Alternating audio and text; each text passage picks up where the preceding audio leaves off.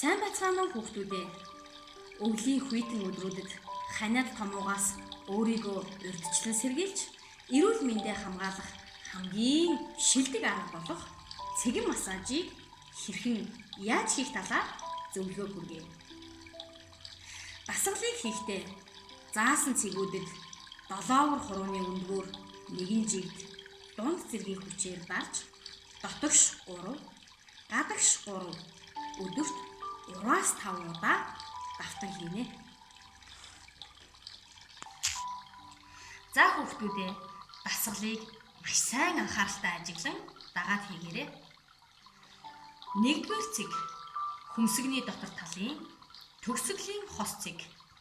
Дасгалыг хийхдээ дотогш 1, 2, 3, гадагш 1, 2, 3 удаа хийнэ.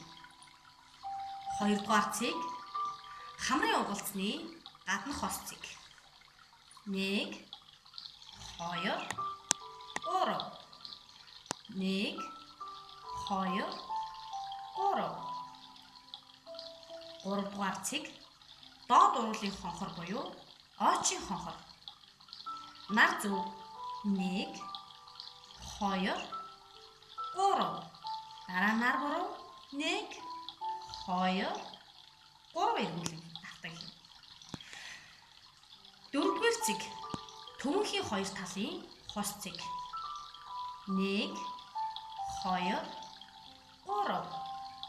1, 2, 3. 5-р цэг игэмний дээд хонхрын хос цэг. 1, 2, 3. 1, 2, 3. 6-р цэг эрхий болон 7 хурууны дунд хос цэг. 1, 2, 3. 1, 2, 3. Баруун гараа дахин хийн.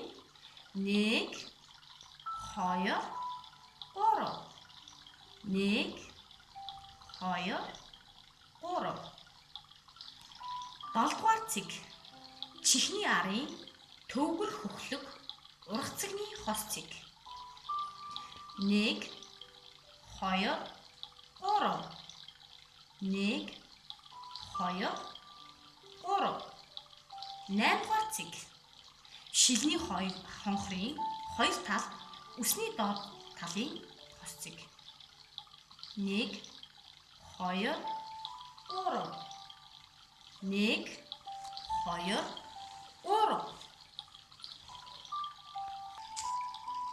Хүүхдүүдээ та нар цэгэн массажаа дарааллын дагуу сурсан бол аав ээж ах эгчтэйгээ хамтран өдөрт 3-5 удаа заавал давтаж хийгээрэй. Цэгэн массаж хийснээр хүний биеийн дархлаа сайжирч ханиад томоноос урьдчилан сэргийлэх өндөр ач холбогдолтой юм шүү. Анхаарал тавьсанд баярлалаа.